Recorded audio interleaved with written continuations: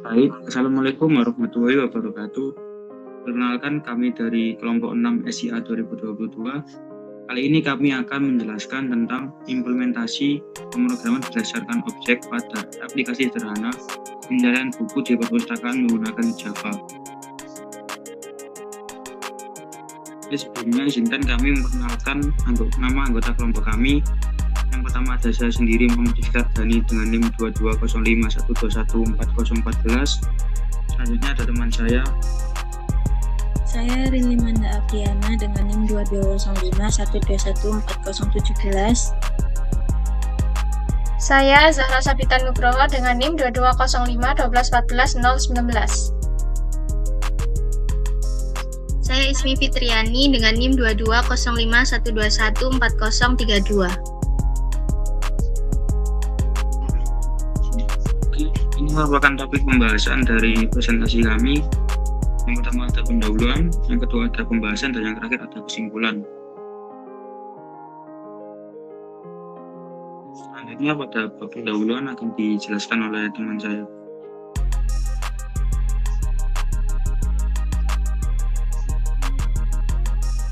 Baik, pada pendahuluan terdapat penjelasan tentang konsep pemrograman berorientasi objek. Jadi, pemrograman berorientasi objek atau PBO memusatkan pemodelan dunia nyata melalui objek dan interaksi antara objek dalam perangkat lunak. Dalam PBO, perangkat lunak dipresentasikan sebagai objek dengan atribut dan metode. Enkapsulasi menjaga integritas data, pewarisan memungkinkan kelas mewarisi sifat dari kelas yang lebih umum.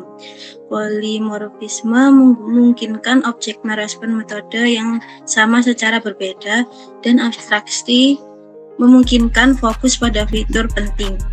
PBO meningkatkan organisasi kode, modularitas, dan memfasilitasi pengembangan perangkat lunak kompleks. Bahasa pemrograman seperti Java, C++, dan Python menggunakan pendekatan ini. Yang pertama ada konsep enkapsulasi. Enkapsulasi adalah konsep utama dalam pemrograman berorientasi objek atau PBO yang melibatkan pengemasan atribut, variabel, dan metode fungsi ke dalam satu kesatuan yang dikenal sebagai kelas. Dalam PBO, kelas mendefinisikan sifat dan perilaku objek, sementara enkapsulasi mengizinkan objek untuk menyembunyikan atau melindungi akses langsung ke data tersebut dari luar. Ada dua aspek penting dalam enkapsulasi. Yang pertama yaitu penyembunyian atribut. Atribut dalam kelas dideklarasikan sebagai private atau dilindungi. Tidak dapat diakses secara langsung dari luar kelas. Hanya metode dalam kelas yang memiliki akses langsung ke atribut tersebut dan memberikan isolasi serta keamanan terhadap data. Selanjutnya yang kedua ada penyediaan metode akses. Kelas menyediakan metode akses atau getter dan setter untuk membaca dan mengubah nilai atribut. Ini memungkinkan kontrol atas cara atribut digunakan dan dimodifikasikan, memberikan validasi dan logika tambahan. Manfaat enkapsulasi dalam pengembangan perangkat lunak meliputi 1, yaitu peningkatan keamanan, 2, isolasi dan modularitas, dan yang ketiga adalah pemeliharaan kode yang lebih mudah. Konsep yang kedua yaitu konsep pewarisan. Pewarisan adalah salah satu dari 4 konsep utama dalam pemrograman berorientasi objek atau PBO. Bersama dengan enkapsulasi, polimorfisme, dan abstraksi, ini memungkinkan pembuatan kelas baru yang mewarisi sifat-sifat dan perilaku dari kelas yang sudah ada. Kelas yang sudah ada disebut kelas dasar atau superkelas, sementara kelas baru yang mewarisi sifat-sifatnya disebut kelas turunan atau subkelas. Selanjutnya konsep utama. Yang pertama ada kelas dasar. memiliki atribut dan metode yang diwariskan ke kelas turunan. Biasanya menggambarkan konsep umum atau abstrak yang berguna bagi banyak kelas turunan. Yang kedua yaitu kelas turunan. Kelas turunan ini mewarisi sifat-sifat dan metode dari kelas dasar dan bisa menambah metode, atribut, atau mengubah perilaku yang sudah ada sesuai kebutuhan. Selanjutnya yang ketiga, hubungan is-A. Pewarisan digunakan ketika kelas turunan adalah is-A dari is sampai E dari kelas dasar seperti kucing dan anjing yang mewarisi sifat-sifat dari kelas dasar hewan karena keduanya adalah jenis hewan. Selanjutnya konsep yang keempat yaitu akses ke atribut dan metode. Dalam pewarisan, kelas turunan bisa mengakses atribut dan metode publik dari kelas dasar, sementara akses ke atribut dan metode privat tidak diizinkan di luar kelas dasar.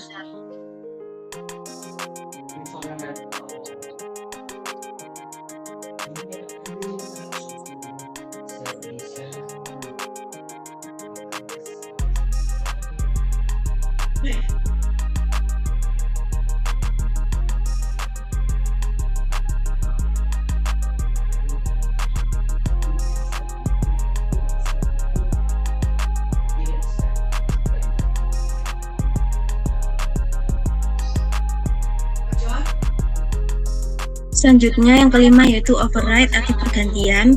Kelas turunan dapat mengganti override metode yang ada dalam kelas dasar dengan implementasi yang sesuai, memungkinkan kelas turunan memiliki perilaku yang berbeda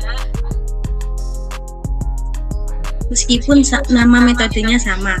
Lalu yang keenam, pewarisan tunggal dan ganda. PBO mendukung pewarisan tunggal yang artinya kelas turunan hanya dapat mewarisi dari satu kelas dasar. Yang ketujuh ada kelas abstrak. Kelas dasar kadang-kadang bisa dideklarasikan sebagai kelas abstrak yang tidak dapat diinstansiasi, hanya sebagai kerangka kerja untuk kelas turunan. Kelas turunan yang mewarisi dari kelas abstrak harus mengimplementasikan metode-metode abstrak yang dideklarasikan dalam kelas dasar.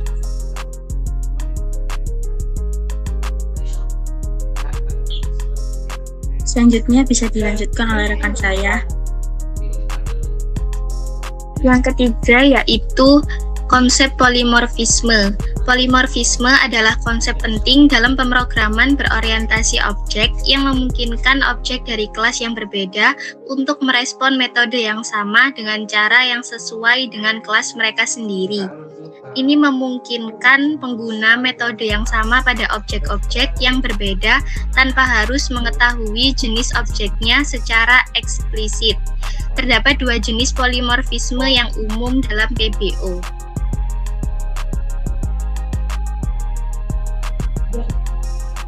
Yang pertama yaitu polimorfisme compile time, yaitu terjadi saat metode dengan nama yang sama ada dalam sebuah kelas tetapi memiliki parameter yang berbeda.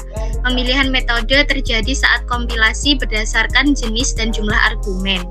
Yang kedua yaitu polimorfisme runtime, terjadi saat metode dengan nama yang sama dideklarasikan dalam kelas dasar di-override dalam kelas turunan. Pemilihan metode terjadi pada saat runtime berdasarkan jenis objek yang sebenarnya. Polimorfisme memungkinkan objek berperilaku sesuai dengan jenisnya dan memungkinkan pengembangan kode yang lebih fleksibel dan mudah dipelihara. Konsep ini juga memudahkan penggunaan ulang kode yang lebih umum. Konsep yang keempat yaitu konsep abstraksi. Abstraksi adalah salah satu dari 4 konsep dalam pemrograman berorientasi objek dan membantu menciptakan tingkat pemahaman dan penyederhanaan yang lebih baik dalam pengembangan perangkat lunak. Abstraksi menyembunyikan detail implementasi yang kompleks dari objek dan hanya mengekspos fungsionalitas yang diperlukan atau yang relevan. Konsep utama terkait abstraksi dalam PBO meliputi enkapsulasi, pewarisan, dan polimorfisme.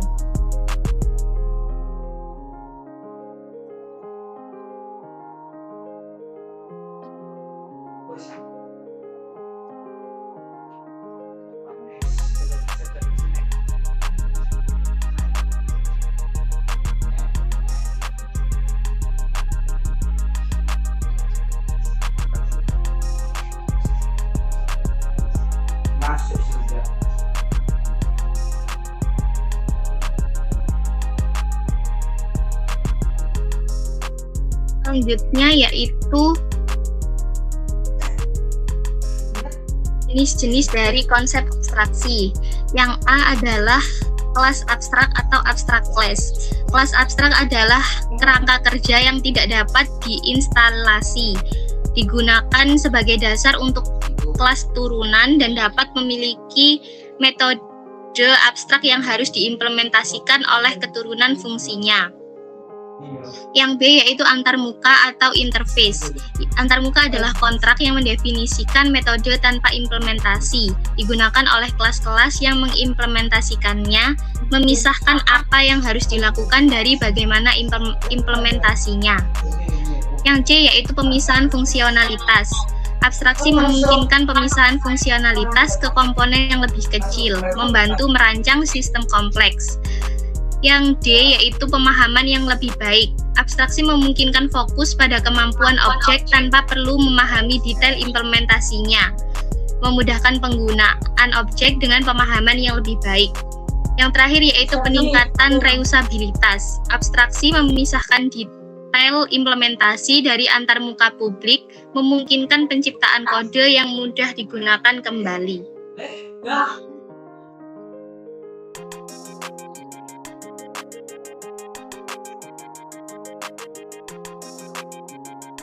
Selanjutnya yaitu aplikasi pencarian buku sederhana. Aplikasi pencarian buku sederhana ini adalah solusi perangkat lunak yang memungkinkan mahasiswa dari sebuah kampus untuk mencari, menelusuri, dan mengakses informasi tentang buku-buku yang ada dalam koleksi perpustakaan kampus mereka. Aplikasi ini akan memiliki antarmuka yang ramah pengguna, yang memudahkan mahasiswa dalam menavigasi koleksi buku. Mahasiswa juga dapat mencari buku berdasarkan berbagai kriteria seperti judul, penulis, genre, atau kata kunci tertentu.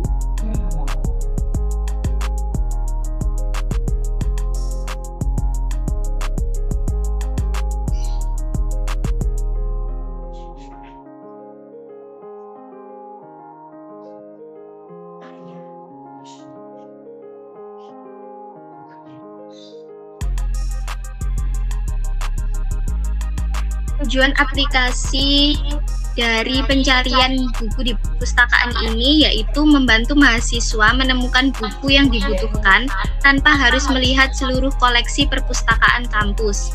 Aplikasi memberikan informasi lengkap tentang buku yang mencakup judul, penulis, sinopsis, nomor ISBN, tanggal penerbitan, dan ketersediaan di perpustakaan yang membantu mahasiswa membuat keputusan yang lebih baik. Selain itu, aplikasi ini juga membantu meningkatkan efisiensi staf perpustakaan dengan kemampuan pencarian yang kuat, sehingga staf dapat menemukan buku dengan cepat.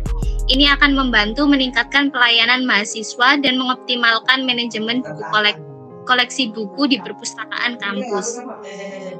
Pengguna akhir dari aplikasi ini adalah ditujukan bagi mahasiswa kampus yang ingin mencari sumber daya akademis dan bagi staf perpustakaan untuk meningkatkan manajemen koleksi buku dan memberikan layanan yang lebih baik kepada mahasiswa.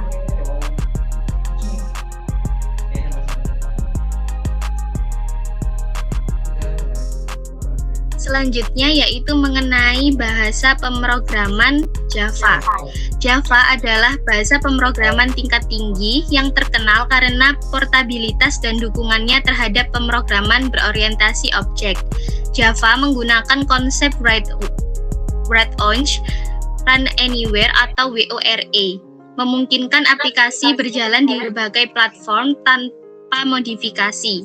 Dukungan PBO seperti enkapsulasi, pewarisan, polimorfisme, dan abstraksi memudahkan implementasi dan pengelolaan kode JVM, memastikan keamanan aplikasi dengan menjalankannya dalam lingkungan terisolasi. Java juga digunakan dalam berbagai domain termasuk perbankan, permainan, aplikasi perusahaan, situs web, dan perangkat mobile.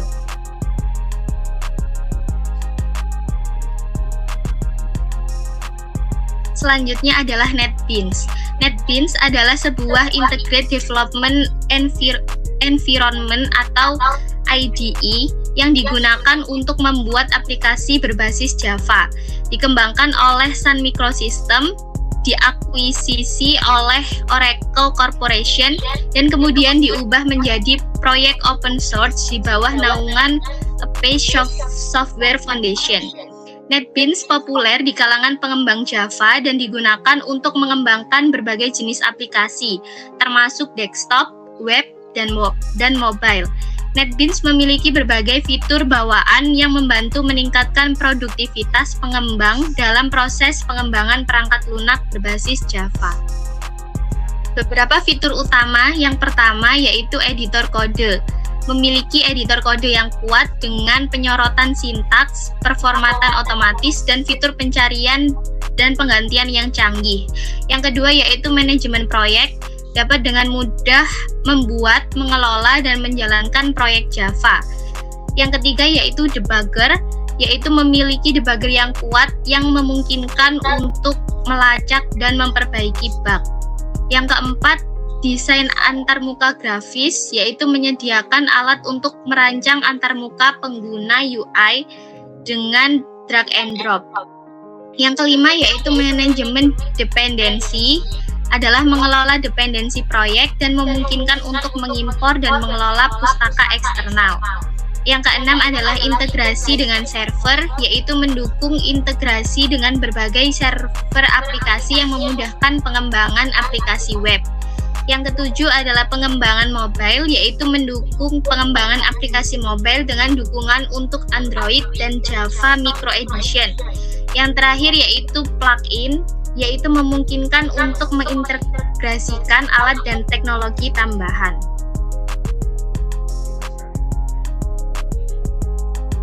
Selanjutnya akan dilanjutkan oleh teman saya. Selanjutnya adalah pembahasan yang pertama pada kelas pada aplikasi pencarian buku sederhana. Dalam perancangan pemrogram berorientasi objek pada aplikasi pencarian buku di perpustakaan sederhana, kami membuat diagram kelas guna mempermudah proses perancangan aplikasi kami. Karena pada diagram kelas ini akan menunjukkan kelas-kelas apa saja yang ada pada aplikasi kami dan hubungan antara kelasnya. Berikut diagram kelas untuk aplikasi pencarian buku sederhana yang telah kami buat, bisa dilihat di samping. Ini penjelasan kelas ini. Kelas yang pertama ada book info. Kelas book info sendiri adalah kelas yang mungkin berperan sebagai antarmuka atau kelas abstrak yang menyediakan metode display info. Kelas yang kedua ada kelas book, kelas dasar yang memiliki beberapa atribut yang mewakili informasi buku seperti title, author, ISBN, dan publisher. Kelas yang ketiga ada fiction book. Kelas fiction book adalah subkelas dari book yang mewakili buku fiksi.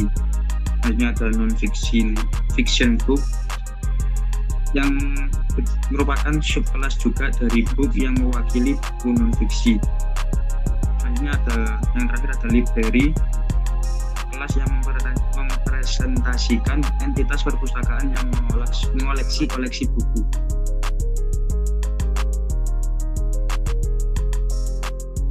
Selanjutnya relasi dan hierarkinya. Yang pertama ada kelas fiction book dan non-fiction book adalah subkelas dari book yang berarti mereka mewarisi atribut dan metode dari kelas book. Yang kedua ada semua kelas termasuk fiction book dan non-fiction book terlihat memiliki metode display info yang mungkin diimplementasikan dengan cara yang berbeda di setiap kelas. Selanjutnya ada kelas library menggunakan komposisi dengan menyimpan daftar book pada kelas book sebagai atributnya. Ini berarti bahwa objek library memiliki koleksi buku yang dapat diakses dan dikelola. Next. Selanjutnya bisa dilanjutkan oleh. Berikutnya, saya akan menjelaskan mengenai implementasi kelas-kelas pada aplikasi pencarian buku sederhana. Yang pertama ada kelas book. Kelas ini adalah kelas abstrak yang digunakan sebagai kerangka kerja umum untuk merepresentasikan buku dalam perpustakaan. Kelas ini memiliki beberapa atribut seperti judul, penulis, ISBN, dan penerbit.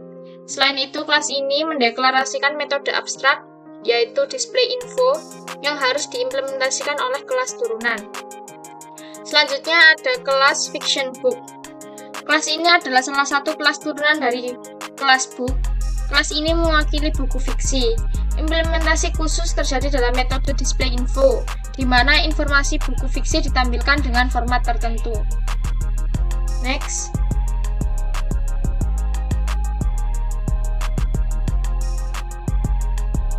Selanjutnya ada kelas non-fiction book. Kelas ini adalah kelas turunan dari kelas book juga yang mewakili buku non-fiksi. Seperti fiction book yang telah saya jelaskan tadi, implementasi khusus terjadi dalam metode display info, di mana informasi buku non-fiksi ditampilkan dengan format yang berbeda. Kemudian ada kelas book info. Kelas ini adalah antarmuka yang digunakan untuk menampilkan informasi buku. Antarmuka ini mendefinisikan metode display info yang harus diimplementasikan oleh kelas-kelas yang ingin menampilkan informasi buku. Next.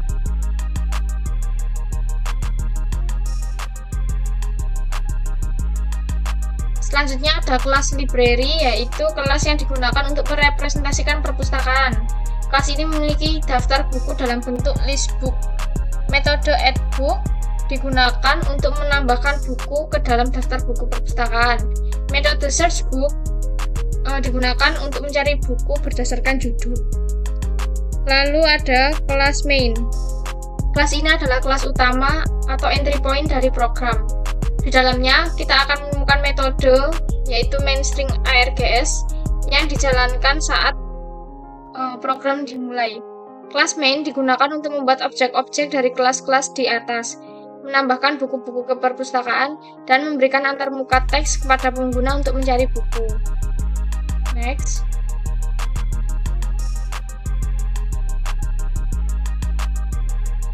Selanjutnya, saya akan menjelaskan implementasi konsep-konsep PBO yang diterapkan di aplikasi kami.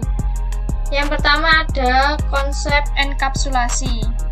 Terus, implementasi enkapsulasi sendiri ini terdapat pada kelas book, di mana atribut title dideklarasikan sebagai private. Kemudian kami juga menggunakan metode getter yang digunakan untuk mendapatkan nilai atribut title. Selanjutnya, pada kelas library, atribut books dideklarasikan sebagai private. Next.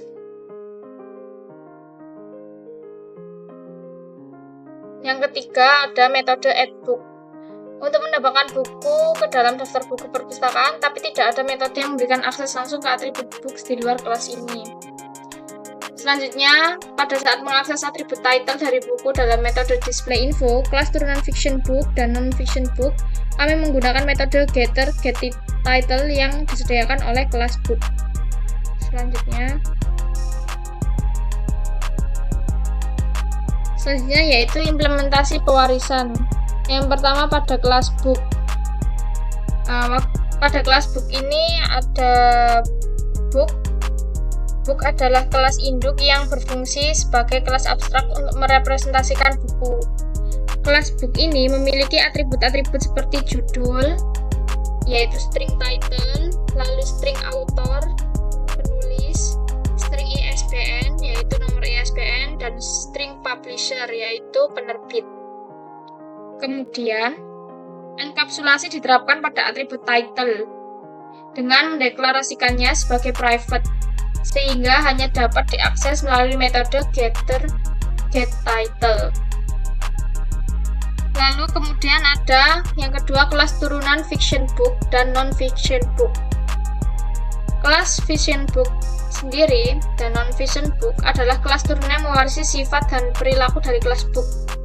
Mereka menggunakan kata kunci extends untuk menunjukkan bahwa mereka adalah turunan dari book. Next.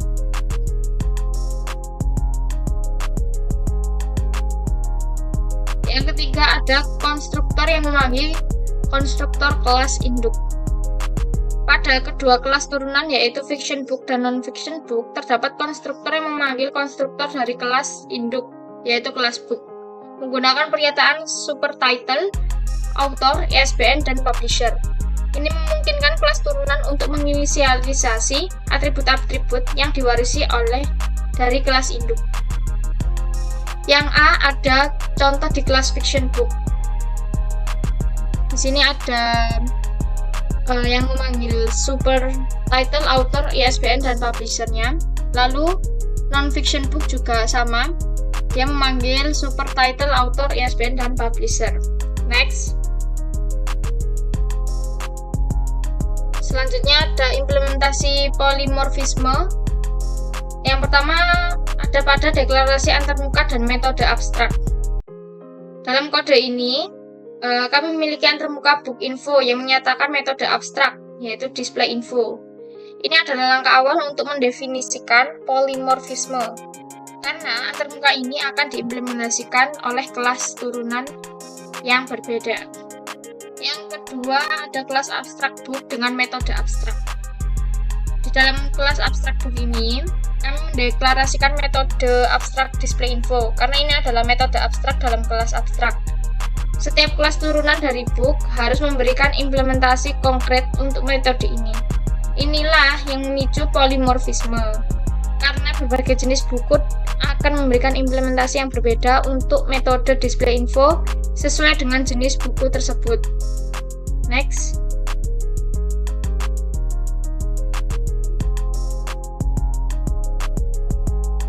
Yang ketiga, kami menerapkan pada kelas turunan fiction book dan non-fiction book. Di dalam kedua kelas turunan fiction book dan non-fiction book, kita mengoverride metode display info yang telah dideklarasikan di kelas induk, yaitu kelas book. Ini adalah contoh konkret dari polimorfisme. Meskipun metodenya memiliki nama yang sama di kelas-kelas ini, implementasinya berbeda. Next.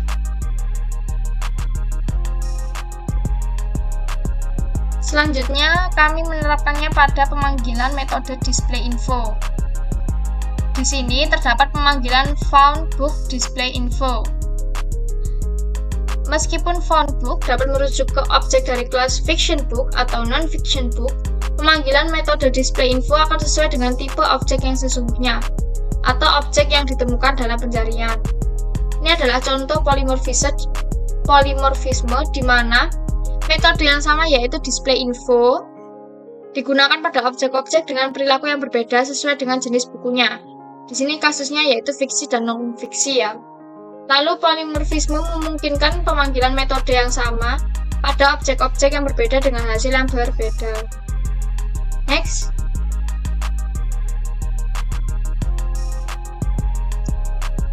Dan selanjutnya yaitu implementasi abstraksi.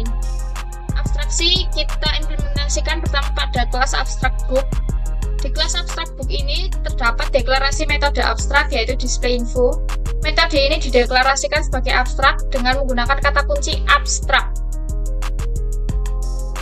dan tidak memiliki implementasi konkret di dalam kelas book. Ini berarti setiap kelas turunan dari book harus memberikan implementasi konkret untuk metode ini. Inilah yang disebut abstraksi. Next.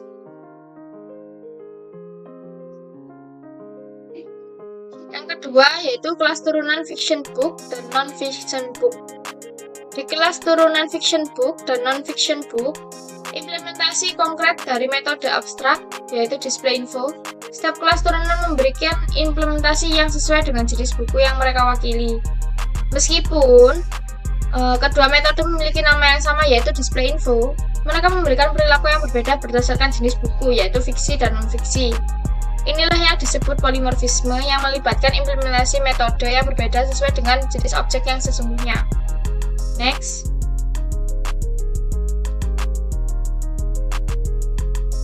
Selanjutnya yaitu implementasi metode main. Yang pertama ada inisialisasi perpustakaan. Pertama-tama kami menginisiasi perpustakaan kami dengan membuat objek dari kelas library. Dalam perpustakaan ini kami akan menyimpan daftar buku.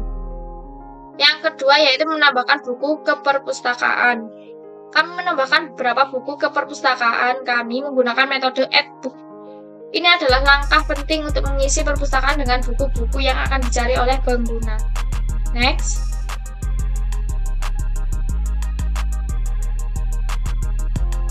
Berikutnya yaitu interaksi dengan pengguna atau command prompt yang akan digunakan oleh pengguna. Kami memberikan antarmuka teks kepada pengguna di dalam loop while. Di situ ada while. Lalu pengguna dapat memilih menu dengan memasukkan nomor menu yang sesuai. Di sini ada dua menu tepatnya, yaitu cari buku dan juga exit. Lalu yang keempat yaitu metode cari buku.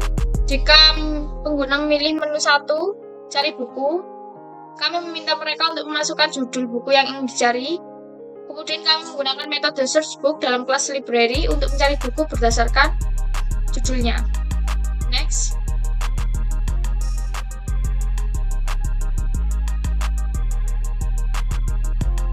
Keluar dari aplikasi, pengguna dapat memilih dua menu, yaitu exit. Menu kedua yaitu exit untuk keluar dari aplikasi. Dan akan ada pesan terima kasih telah menggunakan layanan perpustakaan. Lalu program akan berakhir. Apabila yang selanjutnya yaitu pilihan tidak valid. Jika pengguna memasukkan nomor menu yang tidak valid, kami memberikan pesan bahwa pilihan tersebut tidak valid. Next.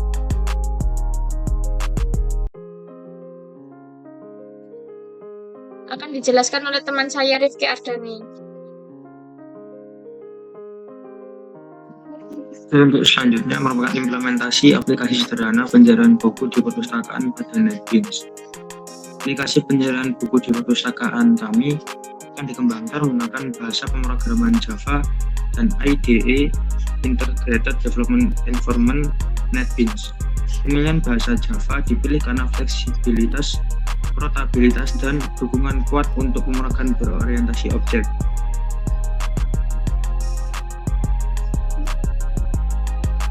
Itu merupakan codingan yang kami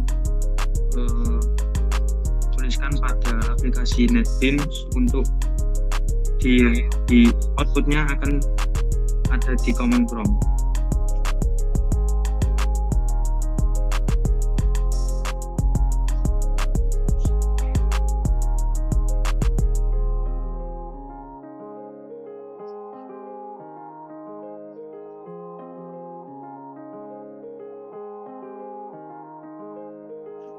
Selanjutnya, implementasi penggunaan aplikasi sederhana pencarian buku di perpustakaan.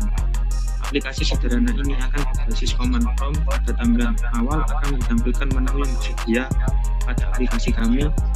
Berikut merupakan tampilannya. Di tampilan menu, user harus memilih salah satu menu yang dipilih berupa angka.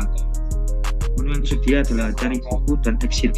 Untuk cari buku merupakan menu yang mengarahkan user untuk melakukan pencarian buku dengan menuliskan judulnya.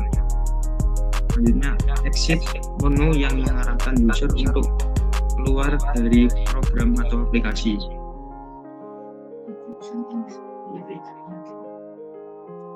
Selanjutnya, jika user telah memilih menu, maka user akan diarahkan ke proses berikutnya, yaitu prosedur aplikasi. Berikut merupakan prosedur penggunaan aplikasi.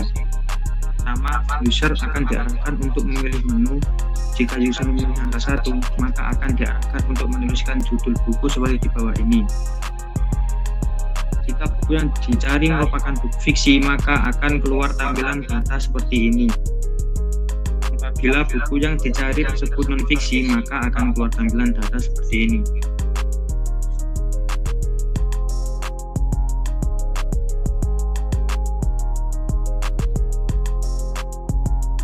Selanjutnya, apabila buku yang dicari tidak tersedia, maka akan keluar tampilan pesan seperti ini. Selanjutnya, jika user memilih angka 2, maka program atau aplikasi akan berakhir dan akan muncul tampilan seperti ini. Dan yang terakhir, jika angka dari menu tidak terdaftar atau tidak ada, maka akan keluar tampilan pesan seperti ini.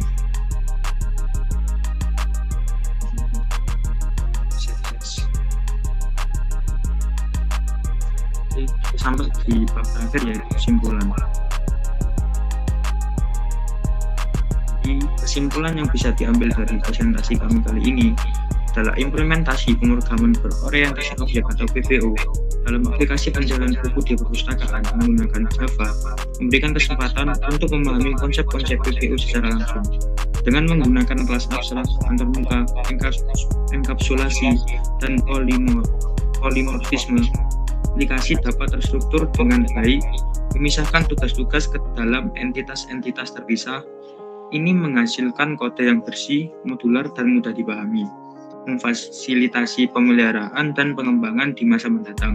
Kesimpulannya, PBO bukan hanya alat untuk pengembangan aplikasi yang terstruktur, tetapi juga membuka pintu untuk pengembangan yang lebih kompleks dan efisien di masa depan. Jadi mungkin cukup itu saja yang bisa kami sampaikan dari kelompok kami. Kurang lebihnya kami mohon maaf. Sampai jumpa di lain waktu. Assalamualaikum warahmatullahi wabarakatuh.